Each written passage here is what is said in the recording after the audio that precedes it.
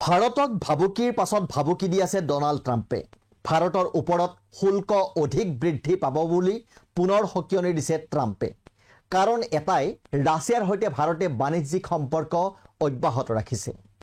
এইবাৰ ভাৰতেও প্ৰতিক্ৰিয়া ব্যক্ত কৰিছে। নমস্কাৰ, মই অনিৰ্বাণ, আপোনালোকে চাবলৈ আৰম্ভ কৰিছে দেশ দুনিয়া।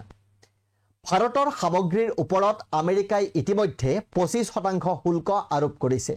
কিন্তু 25% শুল্ক আৰোপ কৰিয়েই ক্ষান্ত থকা নাই ৰাষ্ট্ৰপতি ডনাল্ড ট্ৰাম্প।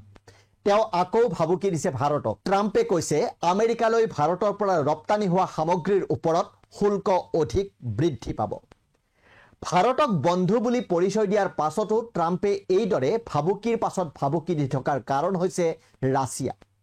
ট্ৰাম্পৰ দাবী, ভাৰতে ৰাছিয়াৰ সৈতে বাণিজ্যিক সম্পৰ্ক বন্ধ কৰিব লাগে। সোমবাৰে ট্ৰুথ ছ'চিয়েলত এটা পোষ্টত ট্ৰাম্পে কয় যে ভাৰতে কেৱল বিপুল পৰিমাণৰ ৰাছিয়ান তেল ক্ৰয় কৰাই নহয়, তেওঁলোকে ক্ৰয় কৰা তেলৰ বহুখিনি অধিক লাভৰ বাবে মুকলি বজাৰত বিক্ৰী কৰি আছে।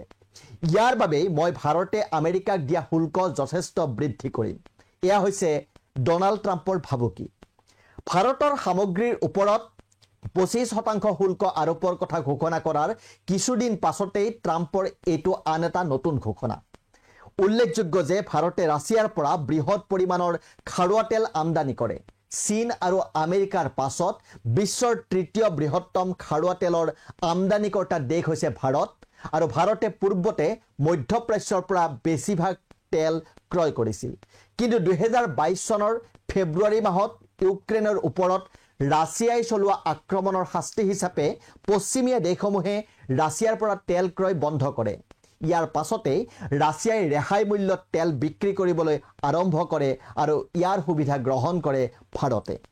ভাৰতে প্ৰতিদিনে 20 লাখ বেৰেল পৰ্যন্ত তেল ক্ৰয় কৰে, যিটো বিশ্বৰ যোগানৰ 2%।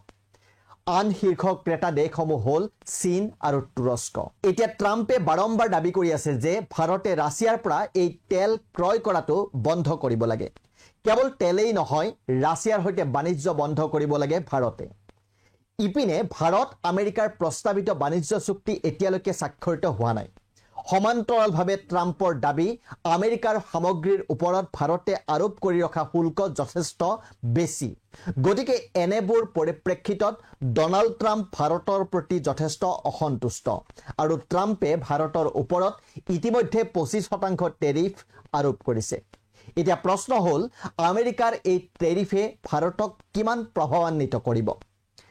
আমেৰিকাৰ 25% টেৰিফৰ ঘোষণাৰ পাছত দেশৰ ৰাজনীতি, বাণিজ্য তথা অৰ্থনৈতিক মহলত মিশ্ৰিত প্ৰতিক্ৰিয়া দেখা গৈছে। অন্ধ্ৰপ্ৰদেশৰ মুখ্যমন্ত্ৰী এন চন্দ্ৰবাবু নাইডুৱে কৈছে যে ভাৰতৰ ওপৰত আমেৰিকাৰ শুল্ক আৰোপৰ ফলত হ'ব পৰা প্ৰভাৱৰ প্ৰতি লক্ষ্য ৰাখি তেওঁৰ চৰকাৰে সাৱধানতা অৱলম্বন কৰিব। দেশৰ কৃষিখণ্ডত এই টেৰিফে প্ৰভাৱ পেলাব পাৰে বুলি শংকা প্ৰকাশ কৰিছে তেলেগু দেশম পাৰ্টিৰ মুৰব্বীজনে। ইপিনে ভাৰত চৰকাৰৰ এটা সূত্ৰৰ উদ্ধৃতিৰে NDTV-য়ে প্ৰকাশ কৰা এটা বাতৰি অনুসৰি ভাৰতৰ ওপৰত আমেৰিকাৰ শুল্কৰ প্ৰভাৱ নগণ্য হ'ব। এই টেৰিফৰ ফলত GDP-ৰ লোকচান মাত্ৰ 0.2%তকৈ অধিক হোৱাৰ সম্ভাৱনা নাই বুলি এই সূত্ৰই প্ৰকাশ কৰিছে। ইপিনে ডনাল্ড ট্ৰাম্পৰ ভাবুকিক লৈ মুখ খুলিছে ভাৰতে। ৰাছিয়াৰ পৰা তেল ক্ৰয় কৰাৰ বাবে ট্ৰাম্পে যথেষ্ট পৰিমাণে অধিক শুল্ক আৰোপ কৰাৰ ভাবুকিক ভাৰতে অযুক্তিকৰ বুলি আখ্যা দিছে। ভাৰতৰ বৈদেশিক মন্ত্ৰালয়ৰ মুখপাত্ৰ ৰন্ধীৰ জয়ছোৱালে এক বিবৃতিত কৈছে যে আমেৰিকাই ৰাছিয়া ইউক্ৰেইনৰ সংঘাতৰ আৰম্ভণিতে ভাৰতক গোলকীয় শক্তি বজাৰৰ স্থিতিশীলতা ৰক্ষাৰ বাবে ৰাছিয়াৰ পৰা গেছ আমদানি কৰিবলৈ উৎসাহিত কৰিছিল। তেওঁ কয় যে ভাৰতে ৰাছিয়াৰ পৰা আমদানি আৰম্ভ কৰিছিল কাৰণ সংঘাত আৰম্ভ হোৱাৰ পাছত পৰম্পৰাগত যোগান ইউৰোপলৈ ডাইভাৰ্ট কৰা হৈছিল। ভাৰতে লগতে কৈছে যে আমেৰিকাই নিজেই এতিয়াও ৰাছিয়াৰ সৈতে বাণিজ্য অব্যাহত ৰাখিছে। যোৱা বছৰ আমেৰিকাই কঠোৰ নিষেধাজ্ঞাৰ পাছতো ৰাছিয়াৰ সৈতে আনুমানিক $3.5 বিলিয়ন মূল্যৰ সামগ্ৰীৰ ব্যৱসায় কৰিছিল। বৈদেশিক মন্ত্ৰালয়ৰ বিবৃতিত কোৱা হৈছে যে যিকোনো বৃহৎ অৰ্থনীতিৰ দৰে ভাৰতেও নিজৰ ৰাষ্ট্ৰীয় স্বাৰ্থ আৰু অৰ্থনৈতিক নিৰাপত্তা ৰক্ষাৰ প্ৰয়োজনীয় সকলো ব্যৱস্থা গ্ৰহণ কৰিব। এতিয়া ভাৰতৰ এই প্ৰতিক্ৰিয়াৰ পাছত ডনাল্ড ট্ৰাম্পৰ পুনৰ প্ৰতিক্ৰিয়া কি হ'ব সেয়া নিশ্চয়কৈ লক্ষণীয় হ'ব আপোনালোকে চাই আছিলে দেশ দুনিয়া ৰাষ্ট্ৰীয় তথা আন্তঃৰাষ্ট্ৰীয় খণ্ডৰ বিভিন্ন গুৰুত্বপূৰ্ণ খবৰৰ বাবে চাই থাকিব আমাৰ এই বিশেষ অনুষ্ঠান ধন্যবাদ